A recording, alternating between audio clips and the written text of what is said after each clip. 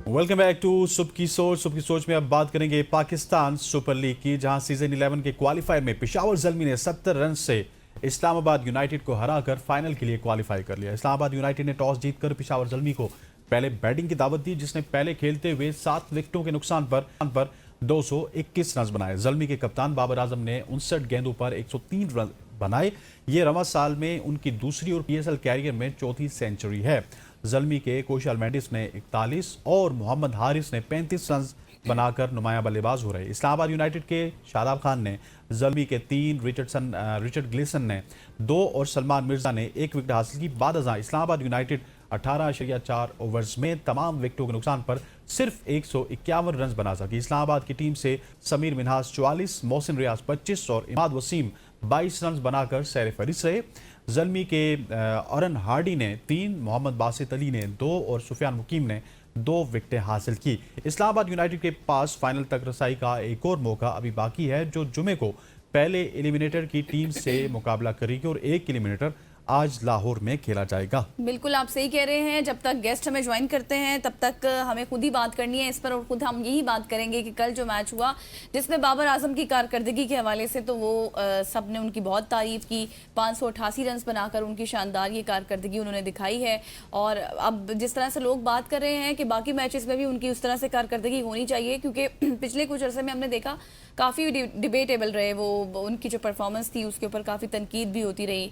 बहुत सारे लोग उस वक्त भी उनको तनकीद का निशाना नहीं बना रहे थे, कह रहे थे कि चलें कुछ अरसा होता है, इंसान का डाउनफॉल आता है लेकिन बाद में इंसान सही हो जाता है। लेकिन ओवरऑल अच्छी कारकर्दगी थी। बिल्कुल ऐसी है। और पेशावर ज़ल्मी जब से बाबर आजम परफॉर्म कर रहे हैं, पेशावर ज़ल्मी परफॉर्म कर रहे हैं ठीक उसी तरह से जिस तरह से बाबर आजम के मद्दा या उनके फैन ये कहते हुए हमें नजर आए कि जब जब बाबर आजम परफॉर्म करते हैं पाकिस्तान क्रिकेट टीम की कारकर्दगी बड़ी शानदार रहती है। जब भी बाबर आजम परफॉर्म नहीं करते पाकिस्तान क्रिकेट टीम की परफॉर्मेंस उस तरह से नहीं रहती। और वही हाल यहाँ पे भी हमें देखने को मिला कि पेशावर ज़ल्मी एक तो ग्रुप स्टेज में सिर्फ एक मैच हारी और तमाम तर मैचेस में बाबर आजम बहुत शानदार परफॉर्म करते हुए नजर आए और बाबर आजम का भरपूर साथ दिया कुशाल मेंडिस फ्रॉम श्रीलंका ने। और अभी भी हमने देखा है प्लेऑफ मरहले की बात, यहाँ पे भी बाबर आजम की जानिब से एक शानदार सेंचुरी हमें देखने को मिली। और अभी हमें ज्वाइन कर चुके हैं अली ताबिश ने हमें ज्वाइन कर लिया। Thank you so much Ali for your time. मुझे सबसे पहले ये बताएं कि हम बाबर के हवाले से डिस्कस कर रहे थे। 11 मैचेस में 588 रन बनाकर उनकी शानदार कारकर्दगी जिस तरह से उन्होंने दिखाई है, ओपनिंग रोल ही उनके लिए बेहतरीन पोजीशन है। क्या आपको लगता है कि वो दोबारा से मुस्तकबिल करीब में पाकिस्तान के लिए T20 में भी ओपनिंग करते हमें नजर आ सकते हैं?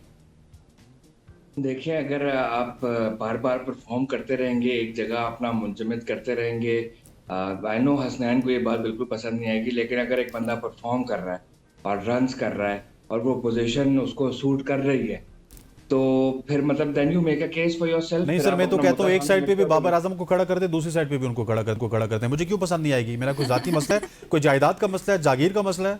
दोनों तरफ बाबर आजम हो, एक तरफ भी दूसरी तरफ भी, चलें।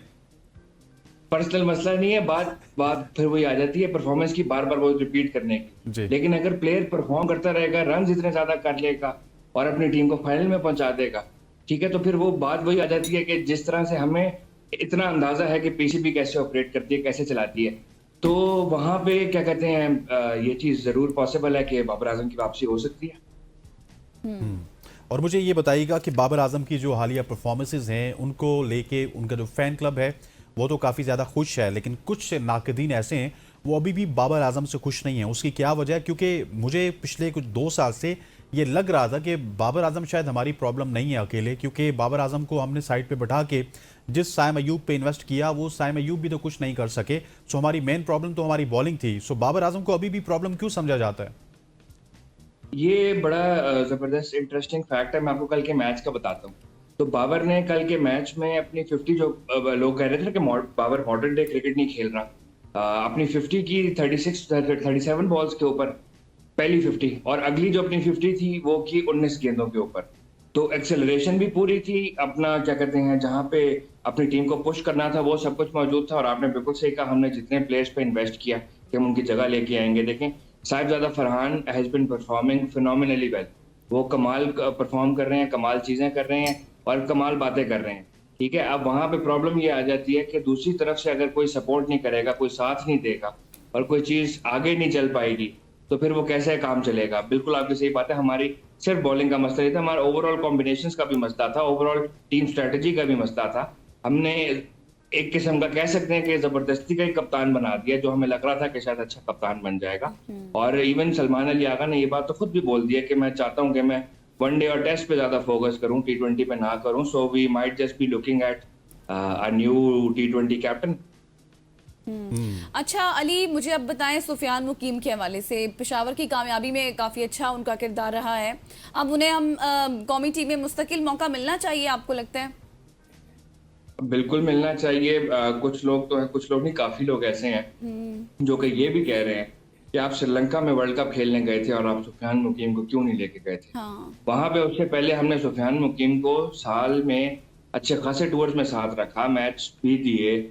लेकिन वो चीज पता नहीं क्यों नहीं दी, वो क्यों नहीं आपने उसको वर्ल्ड कप पे साथ रखा। बट देन अगेन क्या कहते हैं, सुफियान मुकीम की जो परफॉर्मेंस रही है, ठीक है, कुछ उससे पहले जो मैं देख रहा था सुफियान मुकीम को लेके, कुछ फ्लॉज थे, कुछ प्रॉब्लम्स थे। लेकिन आप अगर नोट करें तो हाईएस्ट विकेट टेकर बंदा ऐसे ही नहीं बन जाता एक टूर्नामेंट में जहां पे वो सारे बॉलर्स खेल रहे थे जो पाकिस्तान टीम का हिस्सा रहे हैं। जो नए आने वाले लड़के हैं, कुछ लड़कों ने कमाल परफॉर्मेंस दी है। क्या कहते हैं, इफ्तिखार इतने अरसे बाद, मतलब किसी सीजन में उन्होंने 2 से ज्यादा विकेटें नहीं ली हुई थी, उन्होंने विकेटें ले ली, लेकिन बाकी लोग नहीं कर पाए।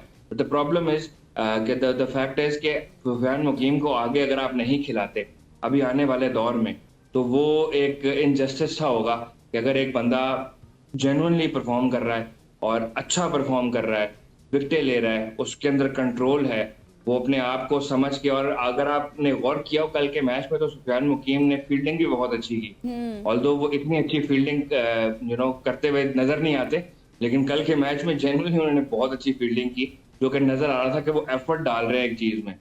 तो ऐसे प्लेयर्स ही होते हैं जो फिर आपको एसेंशियली टूर्नामेंट्स जितवाते हैं और आपको टूर्नामेंट से प्रोग्रेस करवाते हैं। तो अगर आप ये कहें कि सुफियान मुकीम का एक बहुत बड़ा हाथ है, खुशाल मेंडिस का भी बहुत बड़ा हाथ है, बाबर आजम का भी बहुत बड़ा हाथ है पेशावर जलमी को फाइनल में पहुंचाने के लिए, लेकिन सुफियान मुकीम का उसमें मोस्ट डेफिनेटली बहुत बड़ा हाथ है, और वो टीम का हिस्सा बने। I think everyone would love it. अच्छा Ali, let's talk about bit of technical side. Technical side ये है कि हमने देखा है पूरी दुनिया में, मैं आपको पड़ोस की मिसाल देता हूं कि ईशान किशन ने T20 में परफॉर्म किया, जो मुश्ताक अली उनका T20 टूर्नामेंट है वो उसको टीम में लेके आए। अभिषेक परफॉर्म करना छोड़ गया, लेकिन ईशान किशन उनके लिए एक एक्स फैक्टर रहे। आप न्यूजीलैंड के बहुत सारे प्लेयर्स की मिसाल आपके सामने, ऑस्ट्रेलिया के प्लेयर्स की मिसाल आपके सामने, कि जब वो डोमेस्टिक में परफॉर्म करते हैं T20 में, तो अब ये नहीं देखा जाता कि किसका कद काट कितना बड़ा है, किसके मतलब 50 मैचेस या 100 मैचेस है, उसको उसी पीक टाइम में नेशनल टीम में लाया जाता है। Cooper Conley is a very good example of this, जो कि अभी आईपीएल में बड़ा शानदार परफॉर्म कर रहे हैं। तो क्या आप समझते नहीं है कि जो T20 फॉर्मेट है उसमें पीक मैटर करती है, और सुफियान मुकीम हो गए, हसन नवाज को मैंने देखा वो अच्छा परफॉर्म करे, बहुत सारे और लोग हैं, इनको पीक टाइम अब इनका चल रहा है, तो इनको बुला लें और 2-3 साल इनकी जो सर्विसेज है वो पाकिस्तान को भी फायदा पहुंचा सकती हैं। बिल्कुल बिल्कुल आपकी जेन्युइन बात है। बट उसमें देखें, अगर आप हम पड़ोसियों की बात कर रहे हैं ना, तो वहां पे दो फैक्टर्स हैं। वो एक फैक्टर ये है कि जो उनकी जो पीक लग रही है ना, वो पीक लग रही है after a lot of performances, after वो सेटअप के अंदर से निकल के थोड़ा सा वो लेके पार्ट बन के चीजों का। लेकिन अगर आप इस चीज को सोचें कि अगर आपने कुछ किया ही नहीं हुआ और बस आप सिर्फ क्या कहते हैं, एक फॉरेन से एक पॉपअप टूर्नामेंट पे आ गए हैं। एग्जांपल देता हूँ, ख्वाजा नाफे कितनी बड़ी डिसअपॉइंटमेंट रहे हैं इस सीजन। उनसे कितनी उम्मीदें थी, बड़े लोगों ने उनकी बहुत तारीफें की, हम उनको पाकिस्तान भी खिला चुके हैं, लेकिन कितनी उम्मीदें थी उनसे, लेकिन कुछ भी नहीं हो पाया। तो वो जल्दी भी हो जाता है कभी कभी कि ज्यादा ओवर एक्सपोज हो जाते हैं, और फिर जो है उस चीज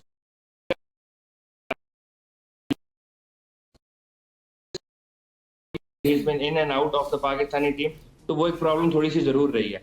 लेकिन जब ऐसे प्लेयर्स कुछ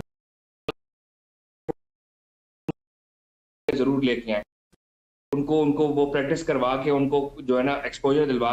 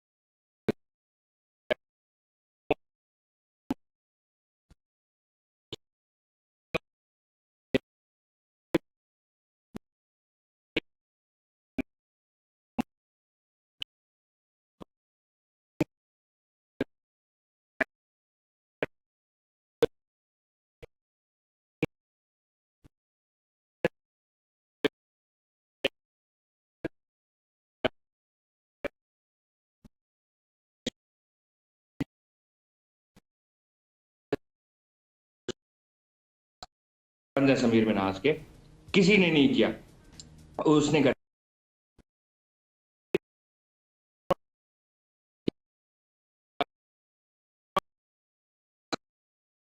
मेंटल ट्रेनिंग करा के, मेंटल कैपेसिटी उसकी बेहतर करवा के उसको टीम में लाया जा सकता है, उसको रखा जा सकता है, उसको चलाया जा सकता है, but he need some training as well. तो ऐसे नहीं होता कि आज हम उठा के प्लेयर को ले आए, कुछ प्लेयर ऐसे हो भी सकते हैं, एक या दो प्लेयर कोई हो भी सकते हैं, लेकिन अगर हम बात करें मॉडर्न डे T20 की और पाकिस्तान का स्क्वाड उस तरह से ओवरहॉल करने की, तो मे बी उसके लिए आपको 4-5 या इवन 6-7 प्लेयर चेंज करने की जरूरत है। तो अब 6 के या 7 प्लेयर जो है एकदम से ये जवान बच्चों को एकदम से उठा के नहीं ला सकते, मे बी 1 या 2 को शायद ले आएंगे, लेकिन बाकियों को थोड़ी सी मैच्योरिटी दिखानी, थोड़ी सी उनकी ट्रेनिंग होना, थोड़ा सा डिसिप्लिन में आना, थोड़ा सा उनको एक्सपोजर मिलना कि मैंने कैसे अपने आप को कंडक्ट करना है, मे बी देन यस। अच्छा अली, वैसे इस्लामाबाद यूनाइटेड को भी अच्छा आगाज मिला था, लेकिन वो अनफॉर्चुनेटली उसको बरकरार नहीं रख सके। आपको लगता है कि एलिमिनेटेड 2 में कामयाबी के लिए उन्हें अब किस तरह की अहम तब्दीलियों की जरूरत होगी? हाँ, बड़े इंपॉर्टेंट क्वेश्चन। देखें, पहले आपने 8 ओवर अगर इस्लामाबाद की इनिंग्स के देखे हो तो बड़ा स्टडी प्रोग्रेस चल रही थी। समीर मिन्हास बहुत अच्छा स्कोर कर रहे थे, उनके साथ मोहसिन थे, वो भी स्कोर कर रहे थे, बट वंस समीर मिन्हास की विकेट गिरी तो वहां से जो है ना, वहां तक मैच कंपेरेटिव लग रहा था, वहां से लग रहा था कि अब जो है ना मैच मजे का होगा, लेकिन जैसी वो हुआ उसके बाद से वक्फन विकेट देखेंगे और वो फिर मैच में वो जान नहीं रही, वो बात नहीं रही, तो मुश्किल होगा, क्योंकि ऐसे टाइम पे मोमेंटम लूज करना थोड़ा सा मुश्किल होता है। हालांकि बहुत अच्छा मैच मुल्तान से जीता था इस्लामाबाद, और अभी क्या कहते हैं, आज जो एलिमिनेटर है उसमें मुल्तान और हैदराबाद का मैच है। मैं आई अज्यूम मुल्तान, मैं प्रेडिक्शन कह लें, चले मुल्तान जीतेगा, मुल्तान आगे आएगा और वो तो इस्लामाबाद मैंने को आपसे दोबारा एंड पे सामना पूछनी मुल्तान थी। से करना पड़ेगा। प्रेडिक्शन तो मैंने तो आपसे मुल्तान का सामना फिर करना पड़ेगा इस्लामाबाद को, और वहां पे इस्लामाबाद मुझे लगता है शायद फिर चोक कर जाएगा। आई फील लाइक पेशावर और मुल्तान का फाइनल होगा। अच्छा, ये बताइएगा कि आज अगर मुल्तान और हैदराबाद की बात की जाए तो हैदराबाद जिस तरीके से उसने कमबैक किया, ग्लेन मैक्सवेल का फैक्टर भी उसमें शामिल है, बहुत सारे और भी फैक्टर्स शामिल हैं, क्या आपको लगता नहीं है कि वो ज़्यादा खतरनाक टीम है मुल्तान सुल्तान से, और अगर उसने मुल्तान सुल्तान को टफ टाइम दे दिया तो वो फिर जाके आगे फाइनल में भी पेशावर के सामने वो भी नज़र आ सकती है आपको? बिल्कुल हो सकता है, बट आप थोड़ा सा अगर गौर करें मुल्तान की ओवरऑल क्रिकेट पे जो PSL में उन्होंने खेली है, वो बहुत स्टडी खेली है।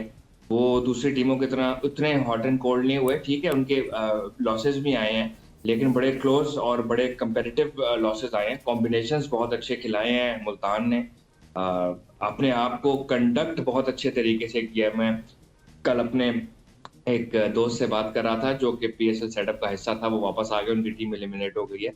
तो वो मुझे बता रहे थे कि मुल्तान की टीम जिस डिसिप्लिन से काम कर रही है और जिस तरीके से वो काम कर रही है, स्ट्रक्चर में काम कर रही है, वो बाकी टीमों से है डिफरेंट। वो कुछ कोई अलग बात है उनके अंदर। और on top of that Steve Smith एक बहुत कमाल कैरेक्टर है। उन्होंने दिखाया अपनी परफॉर्मेंसेस से इस PSL में कि वो कितने कमाल कैरेक्टर हैं। वो जब रन्स मतलब जो उनका एक बीस्ट मोड ऑन हो जाता है और उसके अंदर फिर किसी को कुछ और समझ नहीं आता कि कोई क्या ही करे।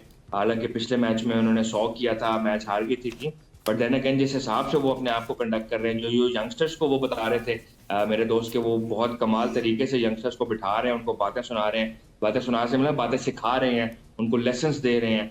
और I think it's a great sign for Pakistan कि अगर इतने बड़े जेन्युइनली जिनको फैब 4 में काउंट किया जाता है, जिनको one of the greatest test batters इस टाइम पे माना जा रहा है, लेकिन वो T20 में भी कमाल फॉर्म कर रहे हैं और उनसे सीखने को मिल रहा है हमारे यंगस्टर्स को। So great.